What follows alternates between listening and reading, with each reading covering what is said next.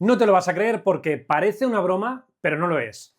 El árbitro de VAR que estuvo en el Madrid-Getafe, el que no intervino para expulsar a Rüdiger por esa conducta violenta, por ese rodillazo a un jugador del Getafe, tiene partido este fin de semana y ni más ni menos hace de asistente de VAR en el Barça Athletic Club de Bilbao, uno de los partidos más importantes de la jornada.